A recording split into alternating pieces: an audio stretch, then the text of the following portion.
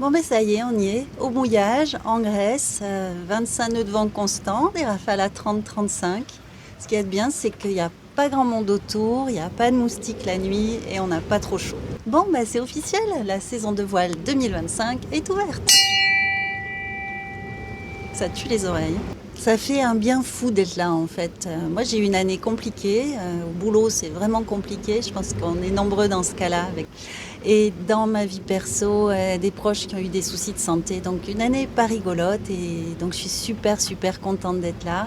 Et je suis là pour 5 semaines, la première moitié avec ma fille aînée qui navigue et la deuxième moitié avec mon chéri qui apprend à naviguer. On a commencé à Porto Rafti. Porto Rafti, c'est très pratique si vous avez des gens à récupérer en Grèce parce que, alors c'est un mouillage, c'est pas un port, il n'y a pas de quoi se mettre à quai, mais c'est très proche de l'aéroport, donc ça coûte pas cher en taxi, il y en a pour 30 € et c'est rapide. Pour les gens qui arrivent tard le soir ou qui partent tôt le matin, ça leur évite aussi de prendre une nuit à Athènes. À Porto Rafti, on a fait notre ravitaillement pour une semaine parce qu'on ne compte pas retoucher terre avant une semaine.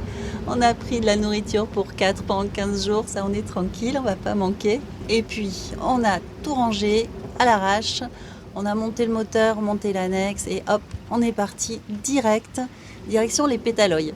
Les Pétaloïs, c'est un drôle de nom, mais c'est vachement joli. C'est quelques petites îles qui sont à l'est de Porto Rafti, donc à l'est d'Athènes. Et c'est chouette, mais il y a beaucoup de vent en fait. Quand il y a du Meltem, on est dans le couloir. Et je crois que c'est pour ça qu'on aime bien commencer par ça, parce qu'au moins on est sûr qu'on va être tranquille. On est sûr qu'il n'y aura pas trop de chaleur, pas trop de moustiques. On est pas mal là. Puis c'est magnifique, l'eau est magnifique. Par contre, je ne sais pas si vous le voyez, mais ça bouge. En fait, on a l'impression qu'on navigue alors qu'on est à l'arrêt. Ensuite, on va faire un truc que moi, j'ai jamais fait. On va partir quelques jours avec une flottille de vogue avec moi. On va être 4-5 bateaux et on va partir ensemble vers Poros, Hydra, Spetses, pour ceux qui connaissent. C'est vraiment quelque chose de nouveau pour moi parce que en bateau, je suis plutôt solitaire avec les gens que j'aime à bord. Je suis pas trop allée chercher la compagnie, mais je me dis que c'est une chouette occasion de naviguer avec d'autres, d'échanger, de se faire des amis et ça va être chouette. Voilà, après on verra, je ramènerai ma fille au plus près de l'aéroport, je récupérerai mon chéri en même temps. Le transfert, on essaye de faire les transferts le même jour parce que quand on navigue, c'est assez pénible en fait de devoir faire son programme autour des points d'embarquement, de débarquement. Ça force à aller à un endroit donné, à un moment donné, la météo est pas toujours avec nous. Alors moi, ce que je fais en général, c'est que je donne rendez-vous quand c'est en Grèce sur le trajet du ferry. Un ferry qui fait Égine, Poros jusqu'à Porto Kelly. Et je sais que je serai dans cette zone-là. Je dis aux gens, oh, il y a une belle rafale là.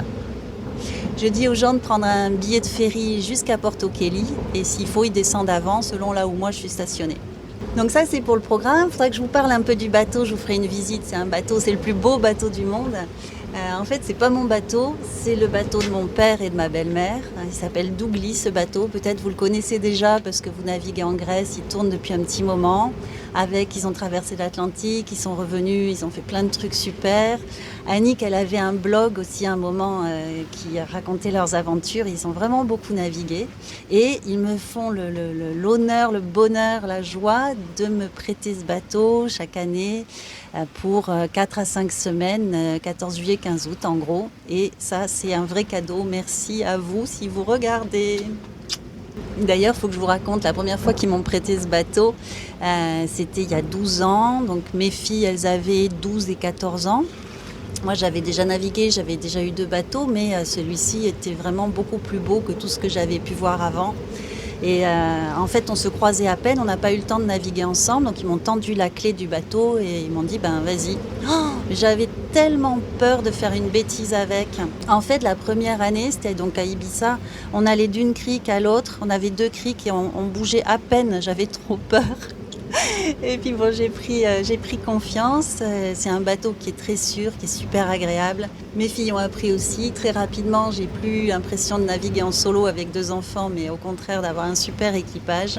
Aujourd'hui, elles savent naviguer toutes les 2. C'est vraiment un bonheur de naviguer avec elles. Donc un point météo, comme vous le voyez, il y a du Meltem. Il est là. Le Meltem, c'est la tramontane d'ici. Là, c'est un gros couloir de vent du nord qui est là l'été.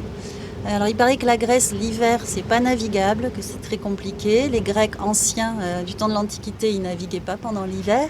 Et là, l'été, il y a le Meltem. Donc je sais pas quand est-ce que c'est calme ici. Et puis le problème, c'est que quand on va là où c'est calme, en fait c'est calme vers le nord du Péloponnèse, il y a beaucoup de bateaux de location et c'est un autre problème. C'est-à-dire qu'il y a tellement de bateaux de location et c'est très bien qu'il y ait des bateaux de location. Moi, j'ai rien contre. Je trouve que c'est une chouette façon de naviguer. C'est qu'il y en a tellement en fait qu'on peut même pas faire la sieste. On risque de se faire rentrer dedans par un autre bateau. C'est vraiment problématique. Du coup, faut choisir les inconvénients qu'on veut avoir. Hier, on est parti, il y avait 25 nœuds constants avec des rafales à 30. La mer agitée, mais pas trop, parce qu'en fait, en Grèce, la mer n'a pas trop le temps de se former. Il y a des îles partout, c'est bien protégé. Par contre, comme les vagues viennent de se former, elles sont très courtes, en fait, très sèches. C'était ma première navigation de l'année, alors j'étais un peu pataude. Comme il y avait pas mal de vent, j'ai bien réduit la toile pour être sécure, pour être confort. Et puis vraiment on n'avançait pas. Je voyais pas ce qui allait pas. Ma fille était allongée dans le cockpit, là, tranquille. Je dis mais c'est pas possible, on est à moins de 3 nœuds. T'as pas dû border assez, elle a fait quelque chose. Elle me dit non, t'as du mal régler ton point d'écoute. Bon, je dis ah oui, c'est vrai, le point d'écoute. J'avais oublié ce truc-là. Et voilà, on a réglé le point d'écoute, on a rebordé un petit peu et on est parti. On était super, le bateau s'est couché comme il fallait, il s'était calé sur l'eau. On est passé dans les vagues, c'est une sensation qui est vraiment géniale. Et à tous ceux qui débutent ou qui ont envie de débuter la navigation, en fait, c'est vraiment pas le réglage des voiles et la technique qui est le plus difficile, parce que ça, de toute façon, le bateau, il vous l'indique. Quand ça avance pas, c'est que c'est mal réglé. Quand ça tape, c'est que c'est mal réglé. Quand la barre est dure, c'est que c'est mal réglé. Donc ça, vous allez l'apprendre de façon naturelle. Ce qui est plus dur en navigation, c'est de ne pas être au mauvais endroit au mauvais moment. D'avoir bien anticipé, d'avoir bien regardé la météo et de toujours prévoir les problèmes qui pourraient arriver. Bien sûr, on ne peut pas toujours tout prévoir, malheureusement, mais finalement, naviguer, c'est pas tellement régler ses voiles, ça vient, c'est la partie fun. Ce qui est dur, c'est la planification, et ça s'apprend, il faut vraiment l'apprendre. Après, vous allez vous régaler. Donc voilà, on est bien. Moi, je vais refaire des séries de vidéos. En plus, là, j'ai eu un joli cadeau d'anniversaire, un petit bébé qui fait des vidéos magnifiques sous l'eau. Ce matin, je suis allée me baigner, j'ai voulu filmer, je me suis fait courser par une murène. J'ai très peur des murènes, en fait. Et du coup, il a fallu faire un compromis entre ma survie et le cadrage. C'est pas terrible. Mais bon, je crois que je vais la publier quand même. Elle est marrante. Voilà pour les nouvelles et le début de la saison. Abonnez-vous pour nous suivre. Ciao!